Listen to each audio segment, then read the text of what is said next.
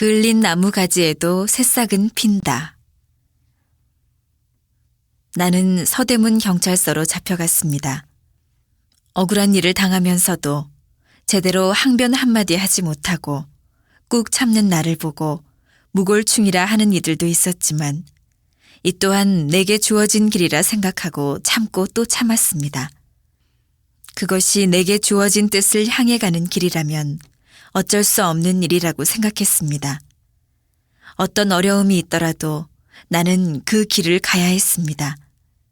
그것이 바로 내 삶의 이유였기에 절대로 좌절하지 않고 그럴수록 어느 누구 앞에서도 떳떳하게 행동했습니다.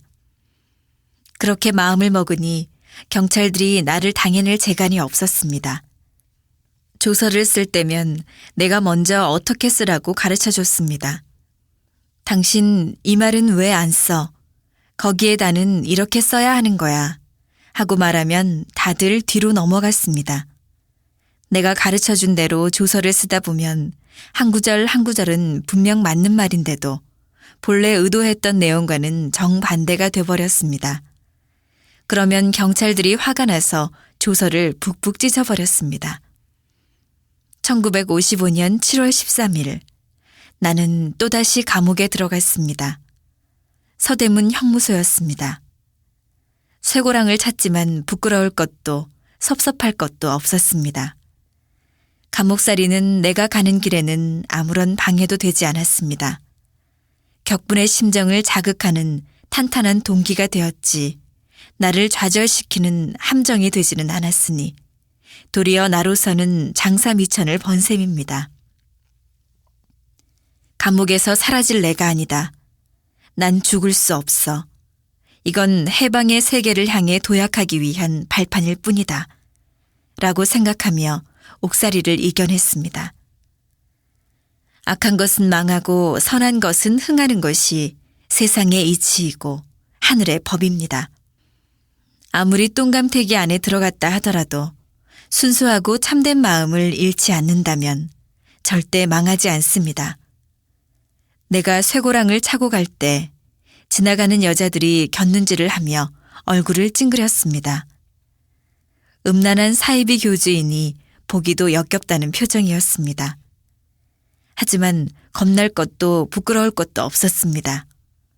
더러운 말로 나와 교회를 희롱해도 나는 결코 흔들리지 않았습니다. 그렇지만 나라고 어찌 아픔이 없겠습니까? 겉으론 당당한 척했지만 목이 메고 뼈끝이 사무치게 서러운 적이 한두 번이 아니었습니다. 마음이 약해질 때마다 내가 이렇게 감옥에서 사라져버릴 사나이가 아니다. 나는 반드시 다시 선다. 확실히 다시 선다. 하고는 이를 악물었습니다. 그 모든 아픔을 내 안에 숨긴 채 안고 가는 거다. 교회의 모든 짐을 내가 지고 가는 거다. 라고 생각하며 마음을 다졌습니다. 내가 잡혀 들어가면 교회가 망해 당장 식구들이 뿔뿔이 흩어질 줄만 알았는데 그렇지 않았습니다. 형무소에 들어가 있는 동안 교회 식구들이 하나같이 나를 면회하러 날마다 찾아왔습니다. 서로 먼저 면회를 하겠다며 다투기도 했습니다. 아침 8시가 되어야 면회가 시작되는데 우리 식구들은 새벽부터 형무소 담장에 줄을 서서 기다렸습니다. 사람들이 나를 욕하면 욕할수록 내가 외로우면 외로울수록 나를 위로하고 나를 위해 눈물을 흘리는 사람도 점점 더 많아졌습니다. 면회 온 교회 식구들을 내가 다정하게 맞아준 것도 아니었습니다. 부산스럽게 오긴 뭐하러 와 하고 핀잔을 주기 일쑤였습니다. 그래도 눈물을 줄줄 흘리며 나를 따랐습니다. 그런 것이 믿음이고 사랑입니다. 내가 말을 번드르르하게 잘해서 좋아하는 것이 아닙니다. 내 마음 깊은 곳에 있는 사랑을 알기 때문에 좋아하는 것입니다. 우리 식구들은 그 진심을 알아주었습니다. 내가 쇠고랑을 차고 재판을 받으러 다닐 때 나를 찾아 이리저리 몰려다니던 식구들을 죽어도 잊지 못합니다. 피고석에 앉은 내 모습을 보며 훌쩍거리던 그 얼굴들은 언제나 내 기억 속에 있습니다. 어떻게 사람을 미치게 해도 저렇게 미치게 할 수 있나. 형무소 간수들이 몰려드는 우리 식구들을 보고 그렇게 말했습니다. 저 사람이 자기 남편도 아니고 여편네도 아니고 자기 아들도 아닌데 어떻게 저렇게 지성일 수가 있나 하고 감탄도 하고 뭐 문 선생이 독재자이고 착취하는 자라더니 그게 모두 헛소리였구만 하고 생각을 바꿔 우리 식구가 된 사람도 있었습니다. 결국 형무소에 갇힌 지 석 달 만에 무죄로 석방되었습니다. 내가 석방되던 날 형무소장과 과장들이 모두 정중하게 배웅해 주었습니다. 그들은 모두 석 달 만에 우리 식구가 되어 있었습니다. 그들의 마음이 내게로 돌아선 이유는 간단했습니다. 가까이에서 가만히 지켜보니까 소문하고는 전혀 딴판이더라는 겁니다. 세상의 요란한 헛소문이 오히려 전도에 도움이 된 셈이었습니다.